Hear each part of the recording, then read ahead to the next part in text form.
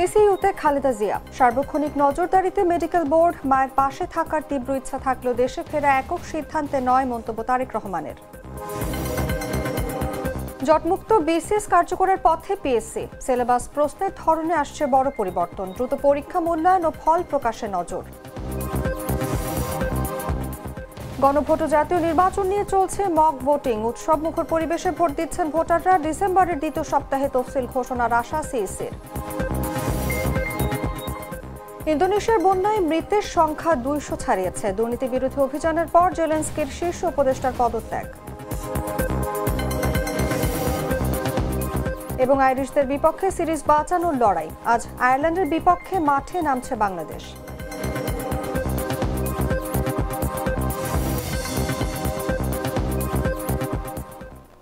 এতক্ষণ শুনছিলেন সংবাদ শিরোনাম। দর্শক আমন্ত্রণ দুপুর ৩টার সংবাদে, সঙ্গে আছি আমি অনুভা বিশ্বাস। আমি তো মশলা বদলে ফেলেছি, এবার আপনিও বদলে ফেলুন। একবার প্রাণ গুঁড়া মশলা ব্যবহার করেই দেখুন। চলে যাচ্ছি পুরো খবরে। ২ দিন ধরে রাজধানীর এভার কেয়ার হাসপাতালে করোনারি কেয়ার ইউনিটে ভর্তি থাকা বিএনপির চেয়ারপারসন ও সাবেক প্রধানমন্ত্রী খালেদা জিয়ার শারীরিক অবস্থার তেমন উন্নতি হয়নি, তবে নতুন করে অবনতিও দেখা যায়নি। মেডিকেল বোর্ড প্রতিদিন বৈঠক করে চিকিৎসা পদ্ধতিতে প্রয়োজনীয় পরিবর্তন আনছে এবং তাকে সর্বোচ্চ পর্যবেক্ষণে রাখা হয়েছে। শুক্রবার এ তথ্য জানিয়েছেন বিএনপির স্থায়ী কমিটির সদস্য আমির খসরু মাহমুদ চৌধুরী। এর আগে বিকেলে বিএনপি মহাসচিব মির্জা ফখরুল ইসলাম আলমগীর ও আমির খসরু হাসপাতালে গিয়ে খালেদা জিয়ার খোঁজ নেন। ইনফেকশনের ঝুঁকির কারণে তারা সিসিইউতে প্রবেশ না করে বাইরে থেকেই দেখেন। বিএনপি চেয়ারপারসনের একান্ত সচিব এবিএম আব্দুস সাত্তার জানান, খালেদা জিয়া এখনও সিসিইউতেই আছেন এবং অবস্থার তেমন পরিবর্তন হয়নি। ব্যক্তিগত চিকিৎসক ডক্টর জাহিদ হোসেন সার্বক্ষণিক হাসপাতালে রয়েছেন।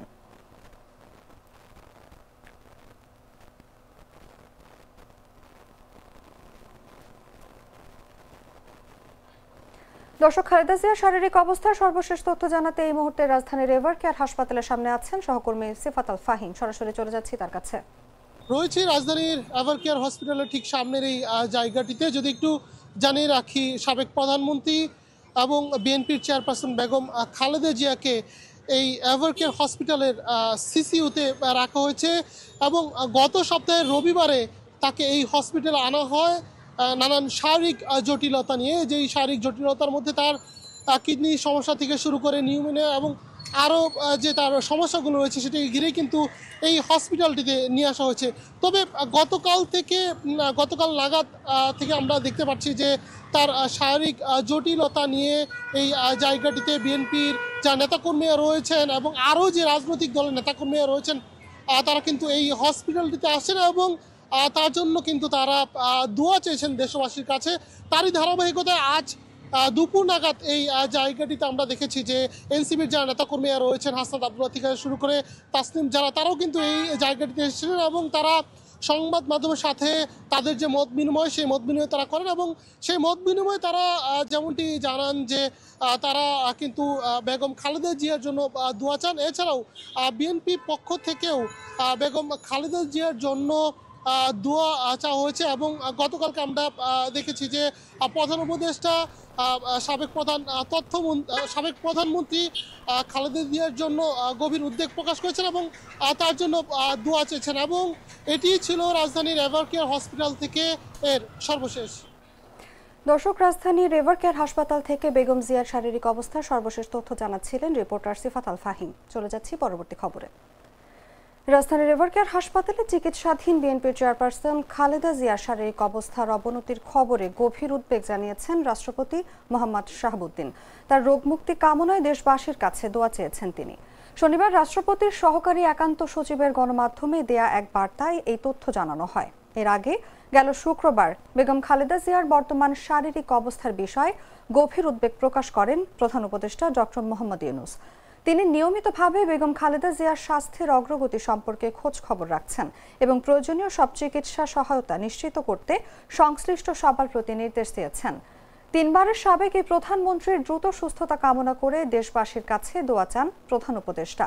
নানা রোগে আক্রান্ত প্রায় 80 বছর বয়সী খালেদা জিয়া 23শে নভেম্বর ফুসফুসে সংক্রমণ এবং হৃদযন্ত্রের সমস্যা নিয়ে আবারও হাসপাতালে ভর্তি হন। বর্তমানে মেডিকেল বোর্ডের তত্ত্বাবধানে সিসিইউতে দেশি বিদেশি বিশেষজ্ঞ চিকিৎসকদের ধারাবাহিক নিবিড় পর্যবেক্ষণে তার চিকিৎসা চলছে।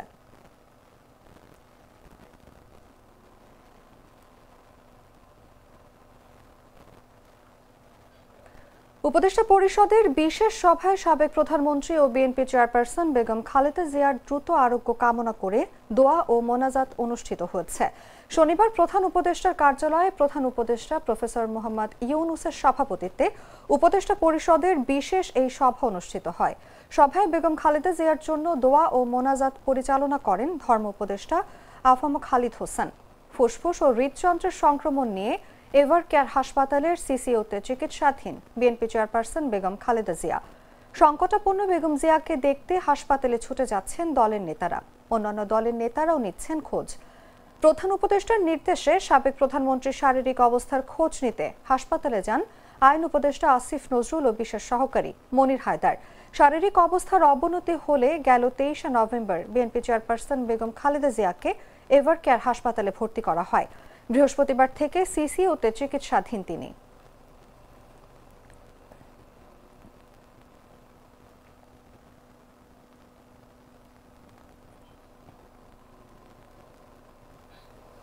এদিকে চিকিৎসাধীন বিএনপি চেয়ারপারসন বেগম খালেদা জিয়ার শারীরিক অবস্থার খোঁজ নিতে রাজধানীর এভার কেয়ার হাসপাতালে ছুটে যান জাতীয় নাগরিক পার্টির 3 নেতা। বিএনপি নেত্রীর অবস্থা ক্রিটিক্যাল হলেও তিনি সজ্ঞান ও সজাগ আছেন বলে জানিয়েছেন তারা। শনিবার সকাল 10:30টার দিকে এনসিপির পক্ষ থেকে দলটির সিনিয়র যুগ্ম সদস্য সচিব ডক্টর তাসনিম জারা, মুখ্য সমন্বয়ক নাসির উদ্দিন পাটোয়ারি এবং মুখ্য সংগঠক হাসনাত আবদুল্লাহ এভার কেয়ার হাসপাতালে যান। পরে বেলা 12টার দিকে হাসপাতাল থেকে বের হয়ে গণমাধ্যমে কথা বলেন তারা। ডক্টর তাসনিম জারা বলেন, বিএনপি চেয়ারপারসন বেগম খালেদা জিয়ার শারীরিক অবস্থা ক্রিটিক্যাল তবে স্থিতিশীল। এছাড়াও দেশবাসীর কাছে খালেদা জিয়ার জন্য দোয়া চান এনসিপি নেতারা।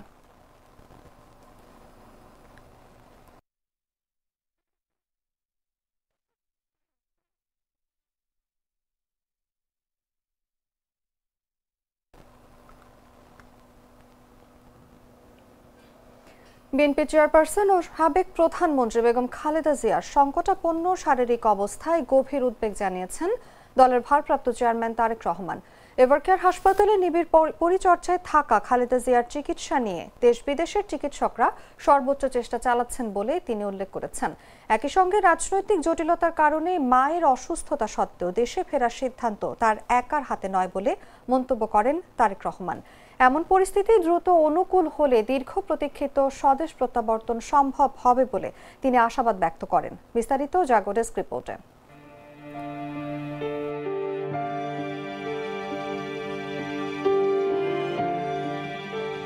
বিএনপি চেয়ারপারসন ও সাবেক প্রধানমন্ত্রী বেগম খালেদা জিয়ার অবস্থা অত্যন্ত সংকটাপন্ন। তিনি বর্তমানে এভার কেয়ার হাসপাতালে চিকিৎসাধীন। তার গুরুতর অসুস্থতার সর্বশেষ অবস্থা জানিয়ে দেশে ফেরার ব্যাপারে আশাবাদ ব্যক্ত করেছেন দলটির ভারপ্রাপ্ত চেয়ারম্যান তারেক রহমান। শনিবার তারেক রহমান তার ভেরিফাইড ফেসবুক পেজে এক স্ট্যাটাসে বলেন, বাংলাদেশের সাবেক প্রধানমন্ত্রী দেশনেত্রী বেগম খালেদা জিয়া গুরুতর অসুস্থ ও সংকটাপন্ন অবস্থায় হাসপাতালের নিবিড় পরিচর্যায় রয়েছেন। তার রোগ মুক্তির জন্য দলমত নির্বিশেষে দেশের সকল স্তরের নাগরিক আন্তরিকভাবে দোয়া অব্যাহত রেখেছেন।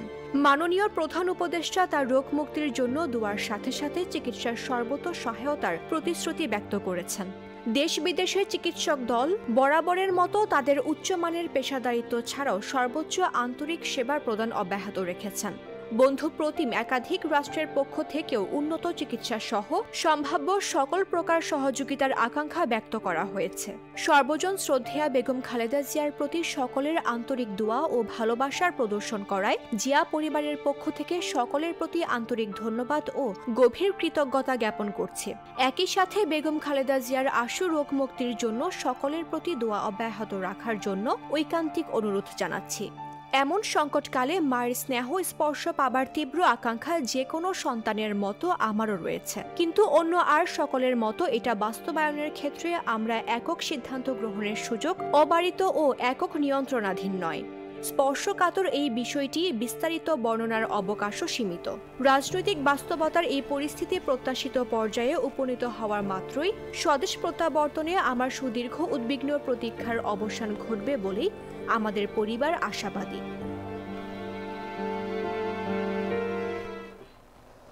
বছরের পর বছর ধরে চলমান বিসিএস জট কাটতে কার্যকর রোডম্যাপ হাতে নিয়েছে সরকারি কর্ম কমিশন।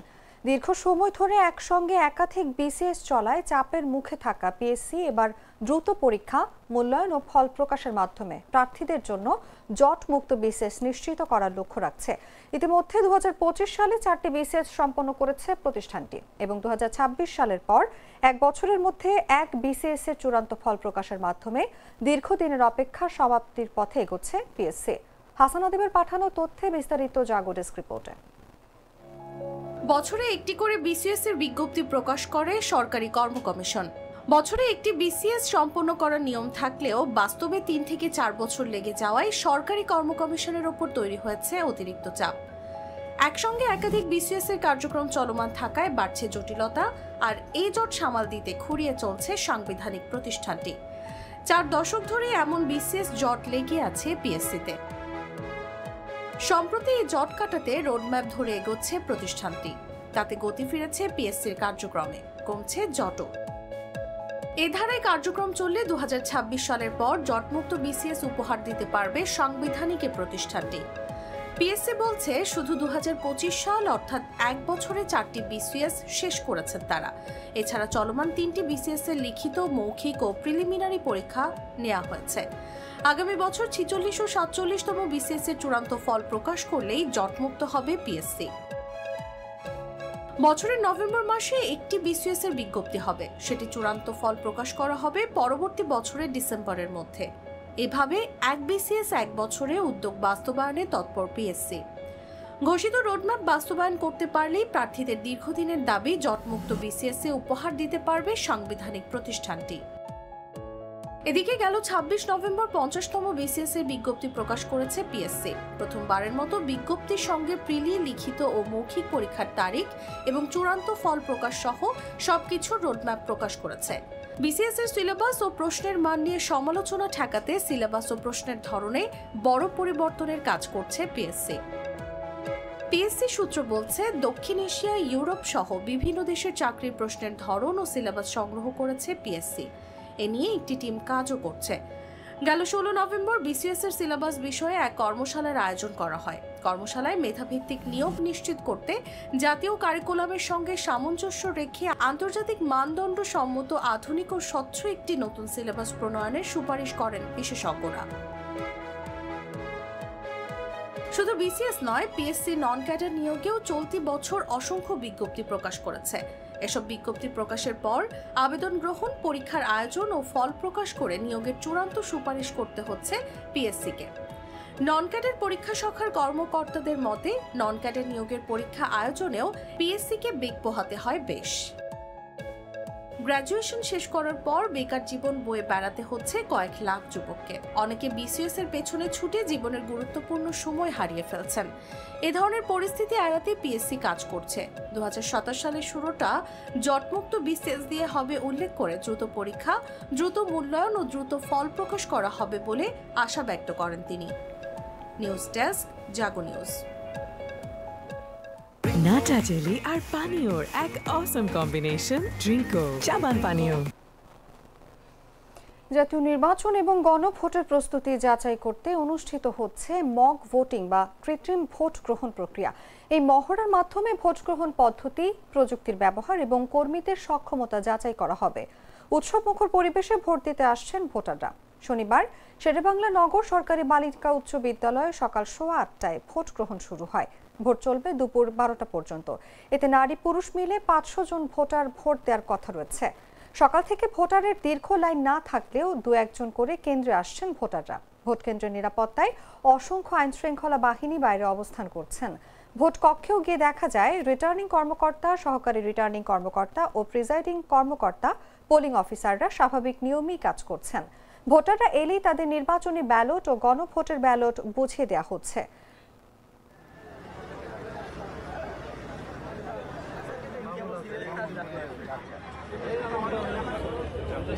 যেহেতু আজকে ডেমো ভোট প্রথম দেওয়া হচ্ছে, সেখানে আমাদের পড়তে হয়েছে যে বিষয়টা কি।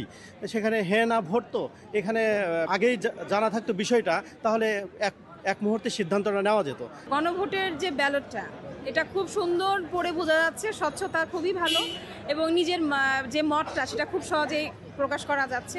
ইলেকশন কমিশন এখানে ডিজেবল ভোটার যারা, বয়স্ক ভোটার যারা এবং বিভিন্ন শ্রেণী পেশার মানুষ যারা ভোটার, তাদের ভোটটা তারা কিভাবে দিবে সেই ব্যবস্থা নেওয়া হয়েছে। সাধারণ মানুষ যত বিজ্ঞপ্তি দেওয়া হবে, কারণ সাধারণ মানুষ তো আগেই ভোটটা দেয়নি, যদি আমরা প্রচারণাটা ওইভাবে করা হয় সাধারণ মানুষও বুঝে ওরাও দিতে পারবে। ভোট কৌতূহল আছে এবং ভোটাররা স্বতঃস্ফূর্তভাবে এটা ভোট দিচ্ছেন এবং আমরা যেভাবে আপনার লাইন আপ যেটা করেছি, এখানে কিউইং যেটা করছি এবং তারা তাদের নির্দিষ্ট কক্ষে যাচ্ছেন, অবশ্যই বুঝতে পারছে, কারণ ব্যালটের ভিন্নতা আছে।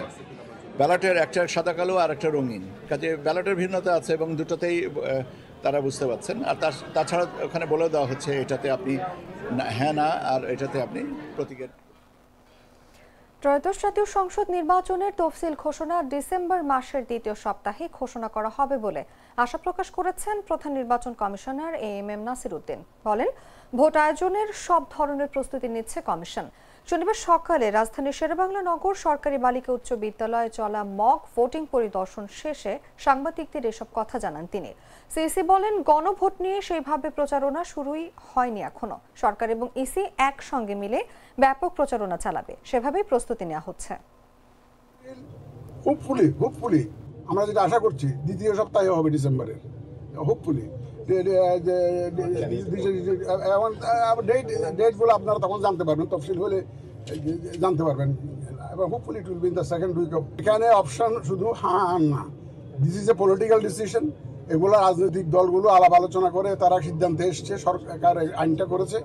আমরা আইন অনুযায়ী হ্যাঁ বা না, আমরা আইন অনুযায়ী ব্যবস্থা নিচ্ছি। এখানে কোনো ওই ইন্ডিভিজুয়ালি এক প্রশ্নের উত্তর হ্যাঁ, এক প্রশ্নের উত্তর না, এটার স্কোপ নাই। ওই 4টা প্রশ্নের bundle, it's a bundle of 4 questions এবং সেটাতে either you have to say yes or you have to say no, সেটা আমরা আইন অনুযায়ী যেটা আছে সেটা আমরা ব্যবস্থা করব।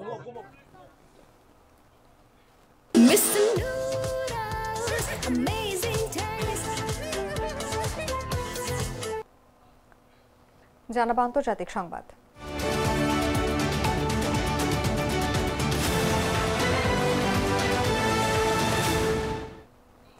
ইউক্রেনের প্রেসিডেন্ট ভলোদিমির জেলেনস্কি বলেছেন, দুর্নীতি বিরোধী অভিযানের পর তার শীর্ষ উপদেষ্টা আন্দ্রি ইয়ারমাক পদত্যাগ করেছেন। রাজনৈতিক প্রভাবশালী ইয়ারমাক রাশিয়ার পূর্ণমাত্রার যুদ্ধের সময় জেলেনস্কির সবচেয়ে ঘনিষ্ঠ উপদেষ্টা ছিলেন, কিন্তু ক্রমবর্ধমান কেলেঙ্কারির কারণে বাড়তে থাকা চাপের মুখে তার বাড়িতে দুর্নীতি বিরোধী অভিযানের পর তিনি পদত্যাগ করলেন।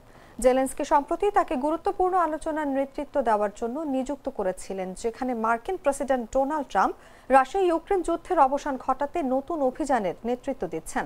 নিজের কার্যালয়ের বাইরে জাতির উদ্দেশ্যে এক কঠোর ভাষণে জেলেনস্কি ঐক্যের আহ্বান জানিয়ে সতর্ক করে দিয়ে বলেন, সবকিছু হারানোর ঝুঁকিতে আছেন তারা, নিজেদের, ইউক্রেন এবং তাদের ভবিষ্যৎ। কয়েক সপ্তাহ ধরেই এই দুর্নীতি কেলেঙ্কারির কারণে ইউক্রেনে বেশ অস্থিতিশীলতা বিরাজ করছে। জেলেনস্কির নিজস্ব অবস্থানও কিছুটা দুর্বল হয়ে পড়েছে এবং এই নাজুক সময়ে যুক্তরাষ্ট্রের সঙ্গে দেশটির আলোচনার অবস্থান বিপন্ন হয়ে উঠতে পারে। ইউক্রেনের রাষ্ট্রীয় পারমাণবিক বিদ্যুৎ কোম্পানি এনার্গো আটম নিয়ে হওয়া দুর্নীতি তদন্তের অংশ হিসেবে শুক্রবার জেলেনস্কির প্রধান সহকারী ও চিফ অব স্টাফ আন্দ্রি ইয়ারমাকের বাসস্থান সহ বিভিন্ন স্থানে তল্লাশি অভিযান চালানো হয়। তল্লাশি অভিযান পরিচালনা করেছে দেশটির জাতীয় দুর্নীতি বিরোধী ব্যুরো।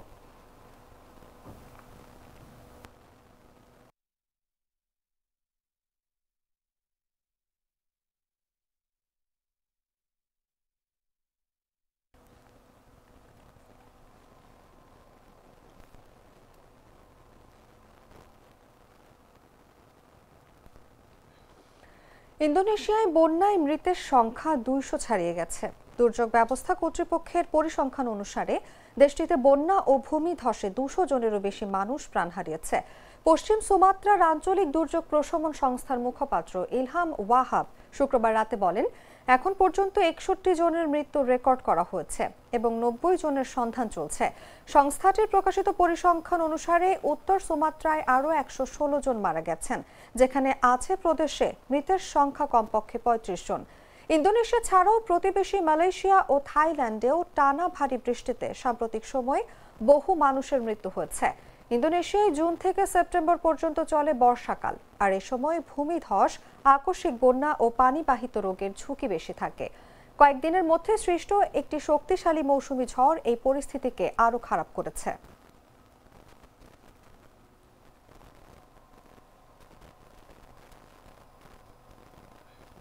সংবাদ শেষ করব খেলার খবর জানিয়ে।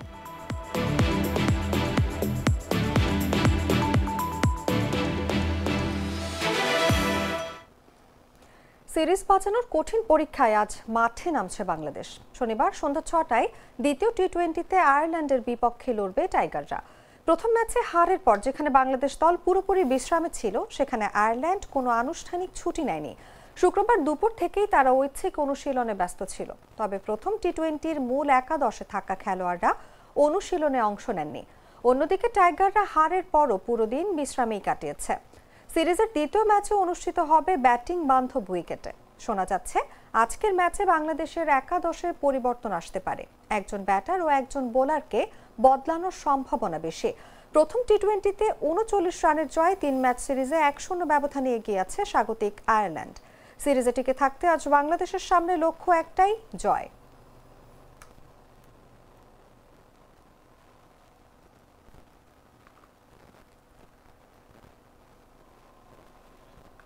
সংবাদ শেষ করার আগে শিরোনামগুলো জানিয়ে দিচ্ছি আরো একবার।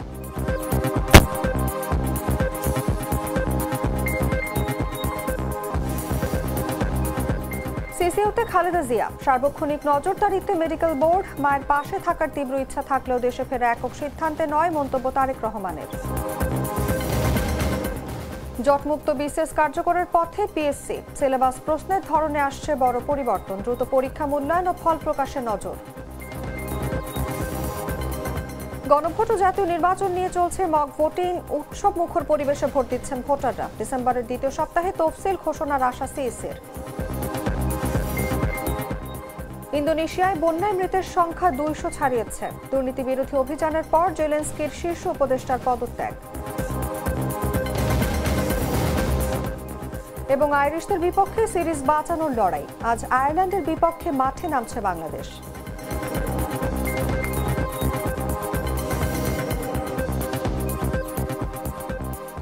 দর্শক, এই ছিল এখনকার মতো। এরপর বিকেল ৫টায় দেখবেন দেশজুড়ে সংবাদ। প্রতি মুহূর্তে সর্বশেষ খবর জানতে ভিজিট করুন jagonews24.com। ফলো করুন আমাদের ভেরিফাইড ফেসবুক পেজ এবং সাবস্ক্রাইব করুন জাগো নিউজের ইউটিউব চ্যানেল। ধন্যবাদ সবাইকে।